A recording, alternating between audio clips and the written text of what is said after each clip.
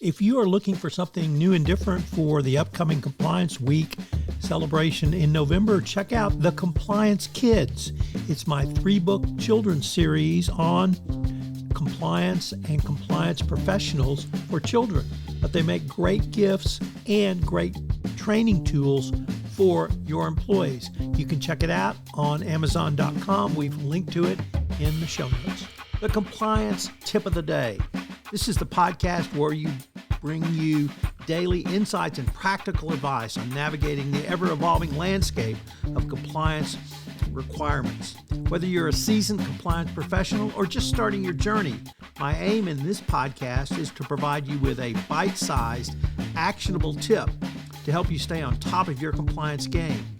Join us as we explore the latest trends from the Department of Justice, share some best practices, demystify complex compliance issues to help keep your organization doing business ethically and in compliance, and at the end of the day, more profitably.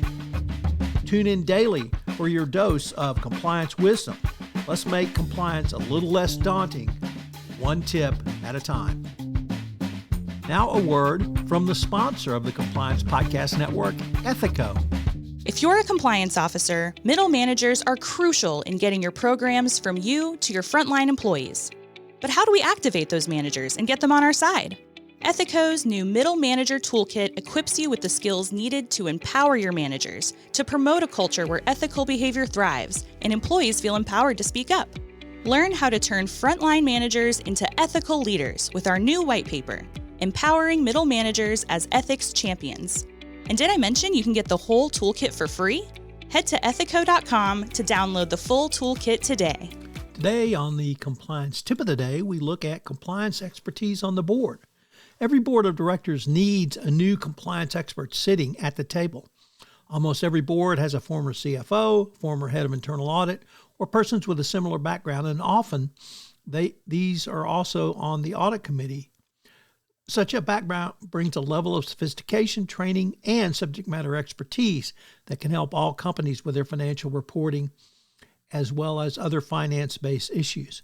But why are there not such compliance subject matter experts on the board of directors? Well, this requirement was set out in the 2017 FCPA corporate enforcement policy. Once again, now the corporate enforcement policy. And was, I would say, doubled by the 2020 FCPA Resource Guide 2nd edition and the 2024 ECCP, which asked what compliance expertise has been available on the board of directors. So I think that clearly the direction the DOJ is going and clearly the better corporate governance position is to have true compliance expertise on the board. Such a person could chair a compliance committee or otherwise be a resource to the board along those lines as well. So the compliance expertise on the board will, I think it's moved to a must-have, and that it's no longer a nice-to-have because government regulators and other stakeholder groups have been calling for compliance expertise on the board as a part of general good governance. And of course, it allows for communication both up and down your corporate governance structure. What I mean by that is it's not a one-way street. If you have true compliance expertise on the board, they can engage with the chief compliance officer in a way that allows for not only oversight, but strategic guidance.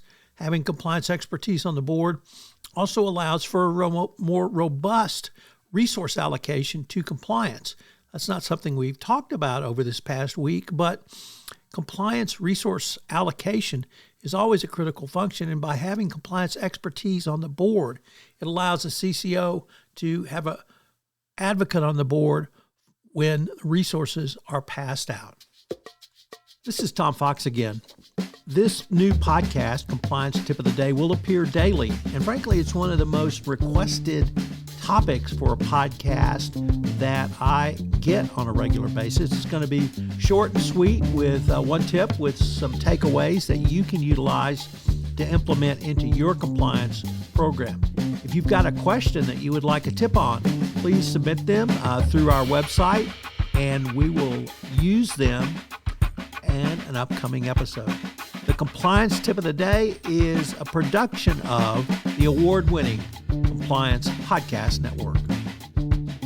Finally, this podcast contains promotional materials.